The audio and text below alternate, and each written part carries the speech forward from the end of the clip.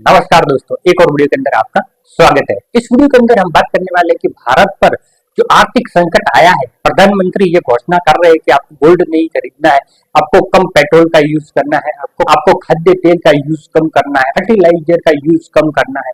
ये प्रधानमंत्री लोगों से अपील कर रहे हैं। क्यों न प्रधानमंत्री नोट छाप करके इस समस्या का हल कर दे।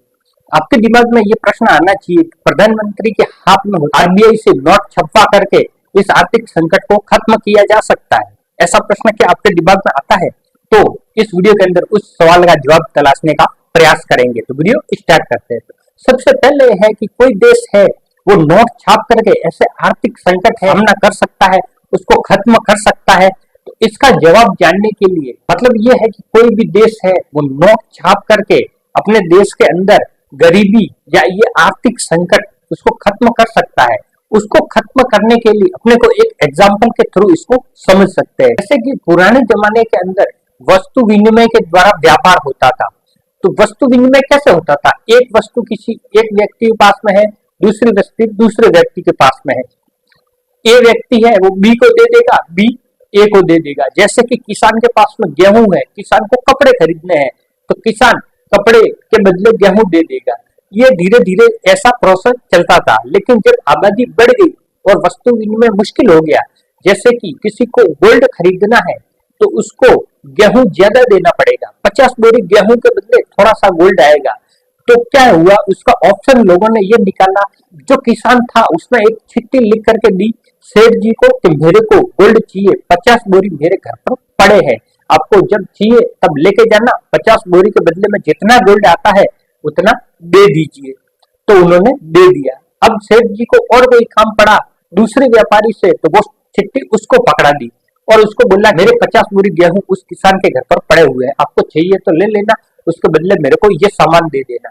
इस तरह से उन्होंने भी सामान दे दिया। अब उसको व्यक्ति को जो तीसरी पार्टी थी उसको जरूरत पड़ेगी तो किसान के घर से आकर के गेहूं की 50 बोरी लेके जाएगा, नहीं तो वो चिट्ठी ऐसे घूमती रहेगी। फिर जब भी जरूरत होगी तब वो 50 बोरी उस चिट्ठी के बदले किसान के घर से लेके जाएगा। तो ऐसे ही ये धीरे धीरे जो चिट्ठी थी उसी ने करेंसी का रूप ले लिया।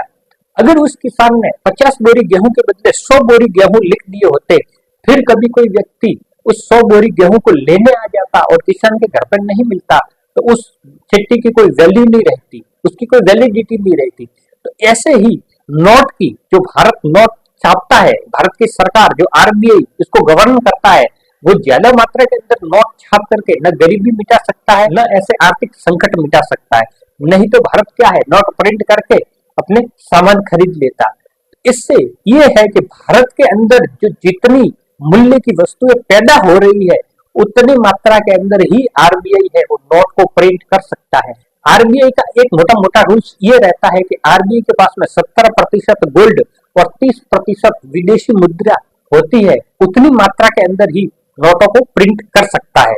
नहीं तो क्या है, ज्यादा मात्रा के अंदर नोट प्रिंट कर दिए, वो बाजार के अंदर आ गए तो महंगाई बढ़ जाएगी, क्योंकि लोगों के पास में ज्यादा पैसा आ गया तो लोग ज्यादा खरीदारी करने निकलेंगे। और वस्तुएं तो लिमिटेड है, तो वस्तुएं लिमिटेड होगी तो प्राइस बढ़ जाएगी। कोई व्यक्ति है जिस वस्तु का दाम 100 रुपए है उसको 110 के अंदर खरीदने के लिए भी तैयार हो जाएगा, तो तीसरा व्यक्ति 120 रुपए के अंदर खरीदने के लिए तैयार हो जाएगा। इस तरह से महंगाई बढ़ जाएगी, क्योंकि लोगों के पास में जो एक्स्ट्रा पैसा आ गया है वो खर्च करने तो जरूर निकलेगा।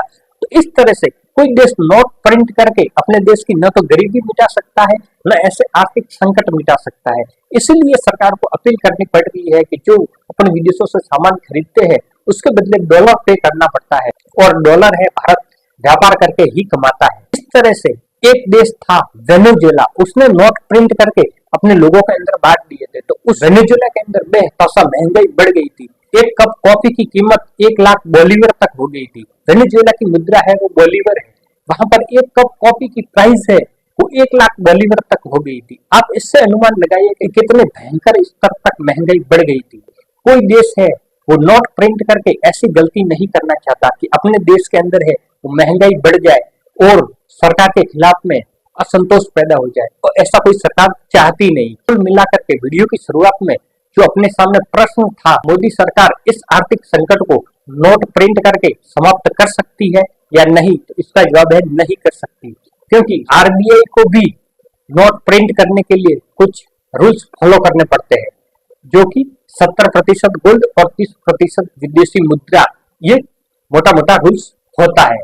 बाकी आपकी इस विषय पर क्या राय है वो कमेंट बॉक्स के अंदर जरूर रखें। वीडियो पसंद आए तो लाइक कर दीजिए, दोस्तों के साथ शेयर कर दीजिए। ऐसा ही वीडियो हमारे चैनल पर आते रहते हैं। मिलते हैं एक नेक्स्ट वीडियो के अंदर, तब तक के लिए जय हिंद, जय भारत।